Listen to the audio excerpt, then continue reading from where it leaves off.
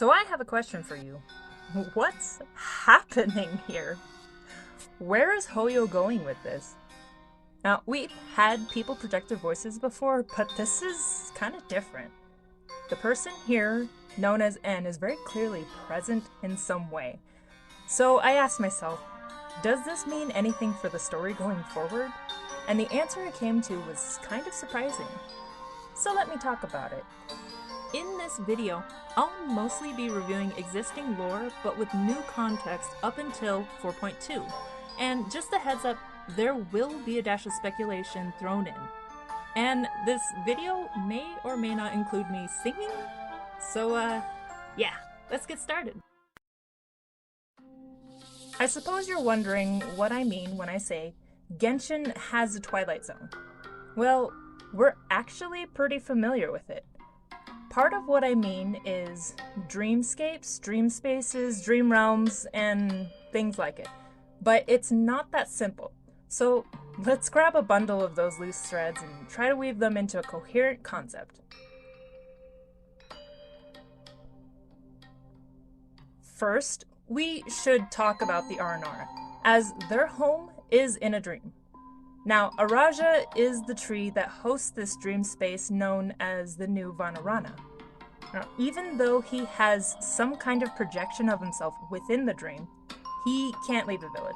However, all Aranara can freely enter this dream with a song, and each Aranara have their own unique song. Now, I know this is partly due to the gameplay, to make you explore, and each song opens new areas, but on a lore basis, I take it to mean that they either have a segment of the overall song, or each has a version of the one song. Now, the song referred to here is called The Great Dream. Now, this dream is affected by the state of reality. When we first meet Arama, we do chores before we can enter Dream Vanarana. Fighting monsters, breaking rocks. But Paimon's like, did we actually accomplish anything?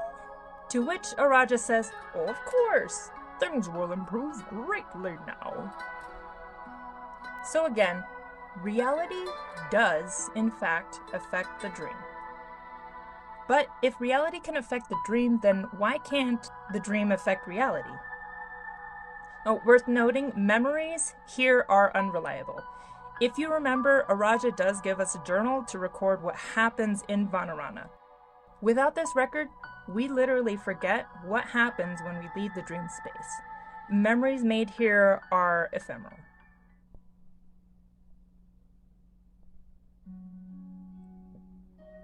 Now, this may come as a surprise, but Yoimiya's second story quest wasn't actually random. What I believe it was a clue that the game will soon be delving deeper into dreams. In it, we meet Aveen. She forgot her best friend, the Archon known as Arachon. Now, there are some NPC children who don't believe Aranara exists. However, this quest puts a focus on someone who recovers their will to dream. This was accomplished by recovering her memories. To me, this kind of feels like back in Inazuma when we helped people recover their visions.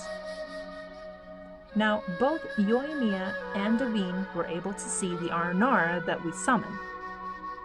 Despite popular belief, age doesn't matter in seeing Aranara. Anyone can see Aranara. What matters is the state of one's heart and memories. Yoimiya has never forgotten her childlike wonder. Thus, she can easily empathize with that innocence. Those that have this ability to see dream dwellers include most children, Traveler, Nahida, Yoimiya, and NPC Rana, because why not? So far, no adult without elemental power can see Aranara. Yoimiya in her second story quest can see them. Easy peasy. Rana, after obtaining the Bija fruit, could as well. Though she doesn't have a vision at this point, she was primed to receiving one. Also, in most of Wanderer's promo art, he's just chilling with Aranara. I sure hope he can see them, because if not, those pictures are hilarious. So why am I bringing this up? What's the point of reviewing the things about memories and visions? Well, powerful memories, desires, or wishes is what allows people to seize a fragment of elemental authority, aka dragon power. And dreams and memories have such an intertwined connection. So then, is the dream realm actually the dragon's realm? You know, the light realm that we learned about in Yoimiya? It's the place that elemental power comes from. But remember, the human and light realms have been pseudo-fused together, and I'm sure that's why we even have visions in the first place. So when I say Twilight Zone, I mean Teyvat is the Twilight Zone. Think about it. Dream and reality are mushed together. It's a in-between point of existence.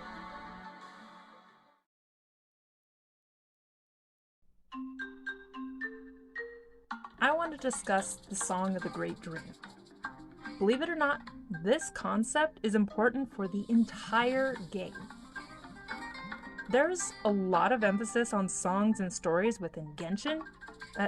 Just look at the source songs of the Kavarna, or Fortuna from ancient Lemuria. And this pattern is only going to continue. Now, the Aranara told us about there being versions of the song called The Great Dream. With that in mind, I want you to hear something. Listen to the opening title song, Dream Aria, but this time I've added to it an adapted version of the Aranara's Great Dream song to match the pacing.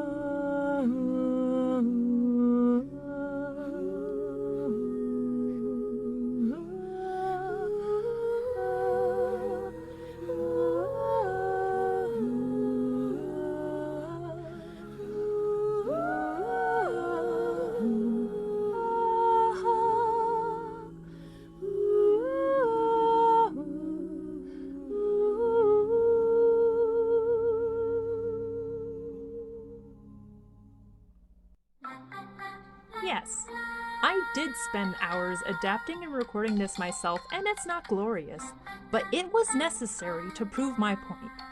And yes, I'm aware I've been thinking about this for far too long.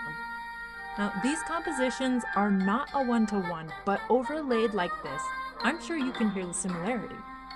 The point here is that these are versions. Now, this disturbs me on such an extreme level.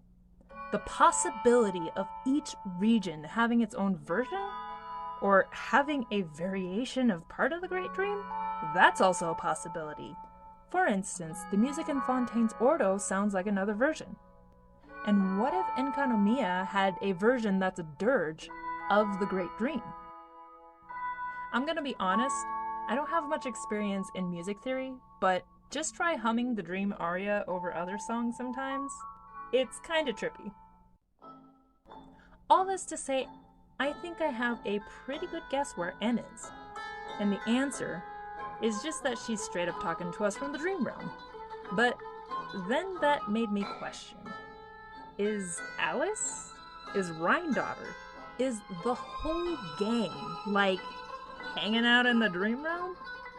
Are they in the remnants of the dragon's realm? If that's the case, Likely, they can operate under the radar, which, by the way, makes complete sense if Alice does end up being Dragonkin. Also, Rhindaughter is floating around there somewhere as a sinner. Celestia hasn't caught up with her, and I'm pretty sure she's broken more than a few rules in the book. It'll be interesting to see how they can affect reality from the dream realm.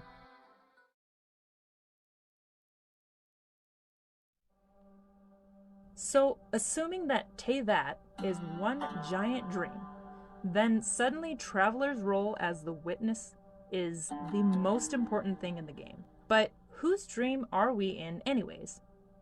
Just a heads up, this next part is heavy speculation.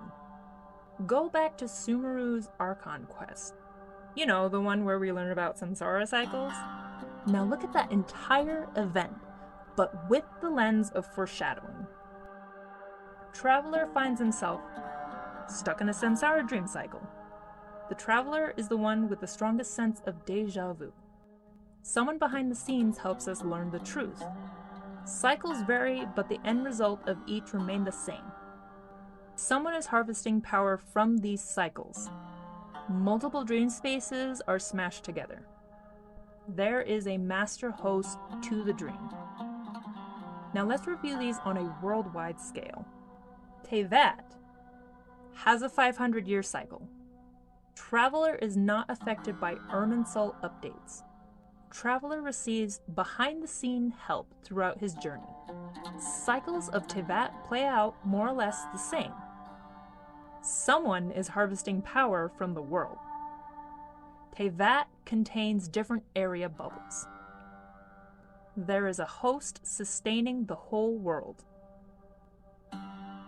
Let's clarify some of these points. For the cycles, what I'm using to rationalize this is the reincarnation theories that are in almost every nation. Also, the world formula that Renee discovered.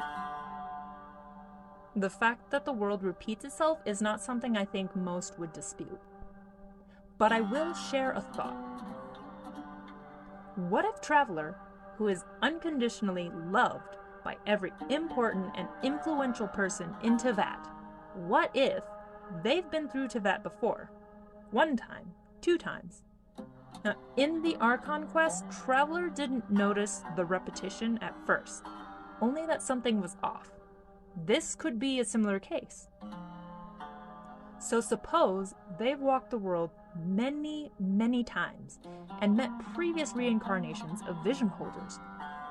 Those lifetimes of friendships just might extend from one samsara to the next.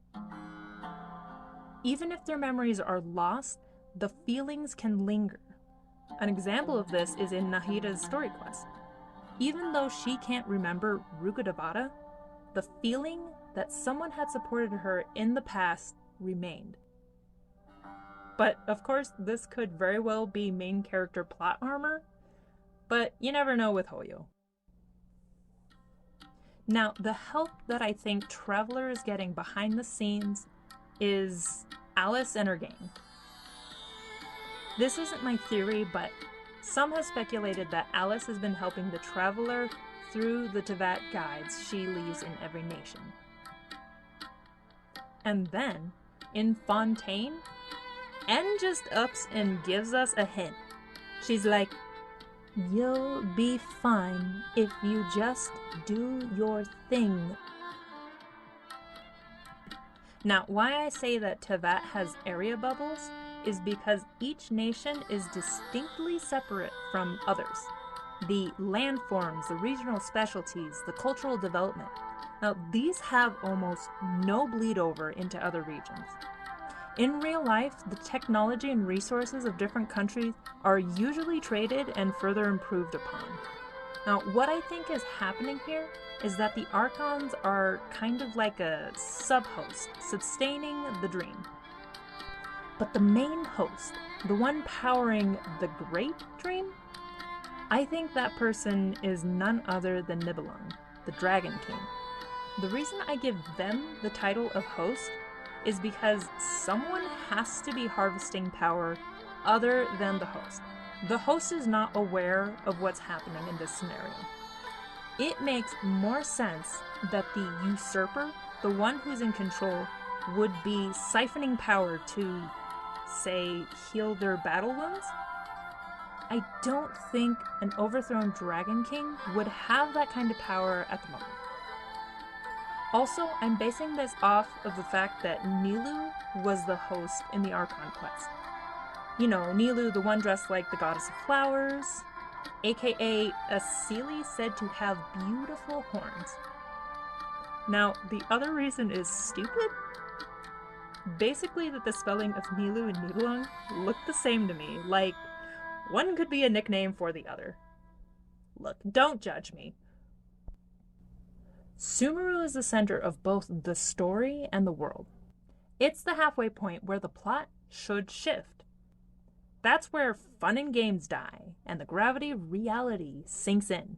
At this point, I'm already convinced. You know, 'cause dreams and lullabies and... I think you get the picture.